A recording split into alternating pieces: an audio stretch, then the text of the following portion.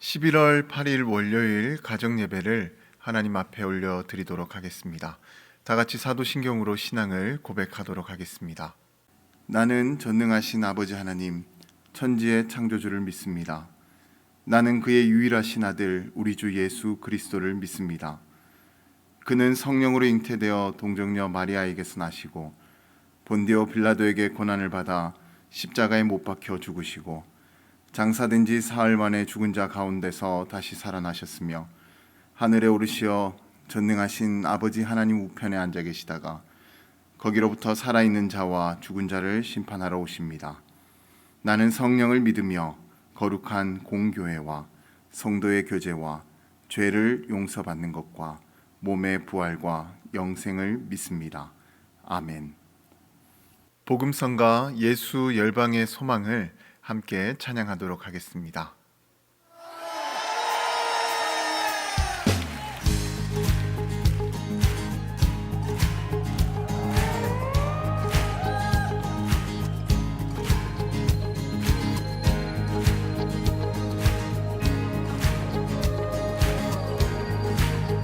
우리 믿음으로 선포하며 나갑시다.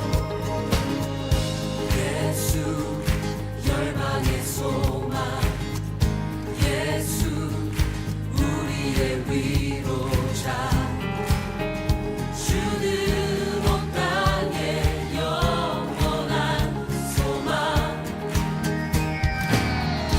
예수 어둠 속의 빛, 예수 변함없는 진리, 주는 온 땅에 빛이 되시네. 우리 위에 죽으시고 다시 사신 생명의 주, 주님만이 소망이요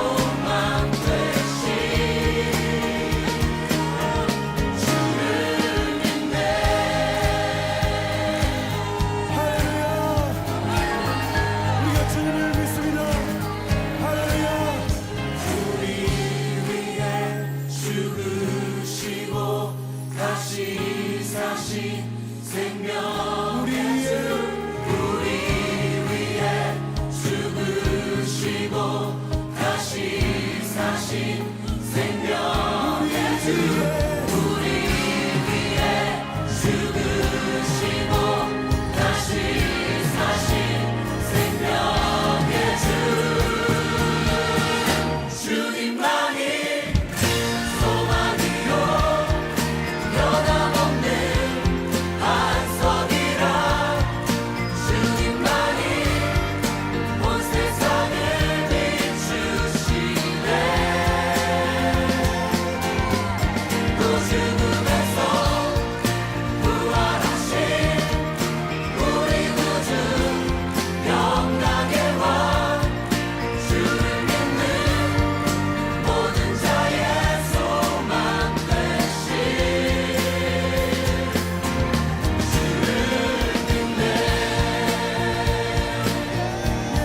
오늘 우리 가정에게 허락하신 하나님의 말씀은 사사기 4장 3절의 말씀입니다.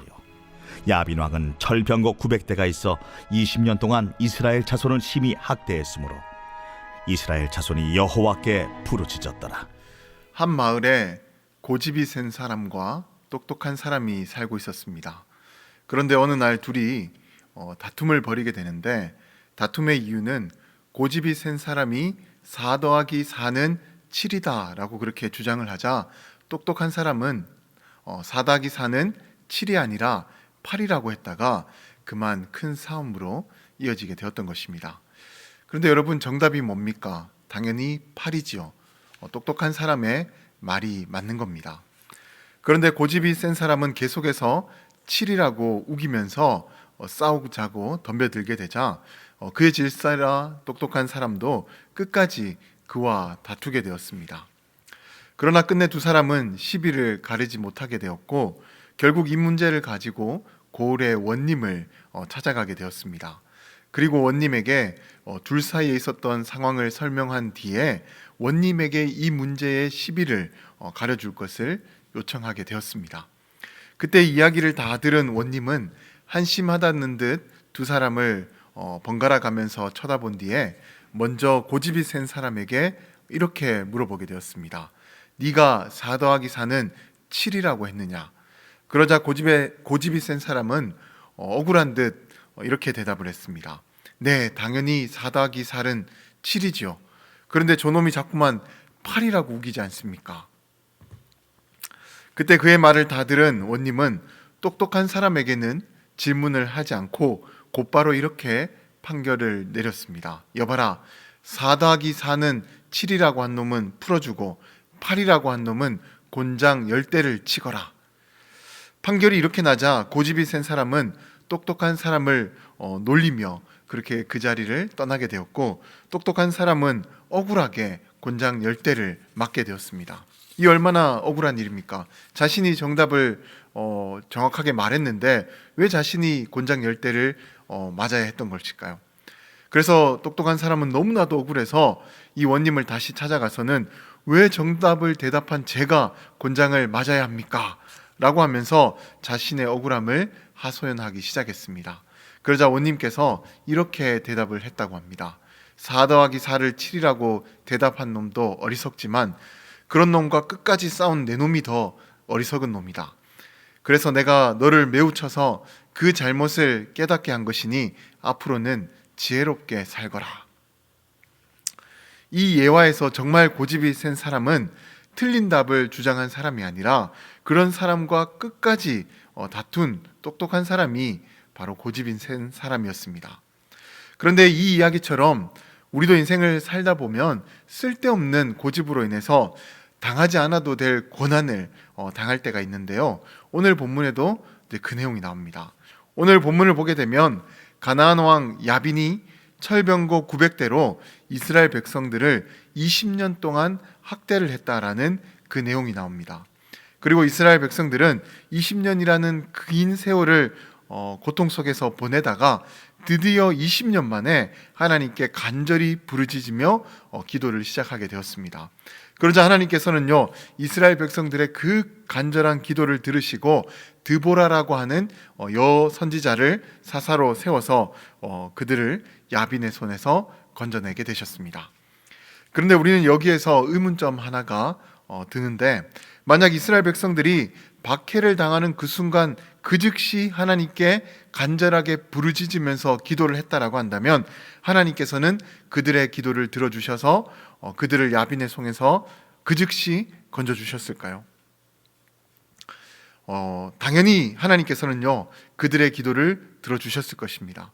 그들이 진실로 간절하고 진실하게 회개하는 마음으로 기도를 했다라고 한다면 하나님께서는 분명 그들을 그 야빈의 왕의 손에서 건져주셨을 거예요. 왜냐하면 하나님께서는 기도하는 자의 소리를 외면치 않고 경청하시는, 응답하시는 하나님이시기 때문에 그렇다는 거예요. 그래서 만약 이스라엘 백성들이 고통을 당하는 순간부터 진정으로 자신의 잘못을 회개하고 하나님의 이름을 간절히 불렀다라고 한다면 그들은 20년이라는 긴 세월 동안 그 고통을 당하지 않았을 것입니다. 그렇다면 그들은 왜 그 순간 곧바로 그렇게 기도하지 않고 20년이라는 세월을 고통 속에서 보낸 이후에 그렇게 기도를 하게 되었던 것일까요? 그것은 바로 이 고통 속에서 우리를 건져내어 주실 분은 하나님이라는 믿음이 그들 가운데 없었기 때문에 그들은 다른 것을 의지하다가 간절하게 기도하지 않았던 것이고, 그로 인해서 결국 당하지 않아도 되는 그 고통을 20년이나 당하게 되었던 것입니다. 그래서 우리도 잘 알아야 될 것이 있습니다. 어떤 고난과 문제가 우리에게 찾아오게 된다면 우리는 그 즉시 하나님께 기도를 해야 합니다. 이 문제를 건져주실 분은 하나님밖에 없다라는 것을 알고 그 믿음으로 간절하게 하나님의 이름을 부르짖어야 한다라는 것입니다. 그러면 하나님께서는 우리를 그 고통 가운데서 건져주실 거예요. 그리고 우리는 당하지 않아도 되는 고통은 피하게 되고 하나님의 구원의 손을 경험하게 될 것입니다. 아무쪼록 우리 모두에게는 이와 같은 지혜가 있기를 소망합니다. 그래서 어리석게 세상에서 고통당하는 인생이 아니라 하나님으로부터 큰 은혜와 복을, 또 구원함을 얻을 수 있는 그런 복된 삶이 되시기를 주님의 이름으로 간절히 축원드립니다. 지금 내가 고통 가운데 있다고 한다면 그 즉시 하나님의 이름을 부르며 간절하게 기도해 보시기 바랍니다. 그러면 그 순간 하나님의 구원의 은혜가 나의 삶 가운데 임하게 될 것입니다.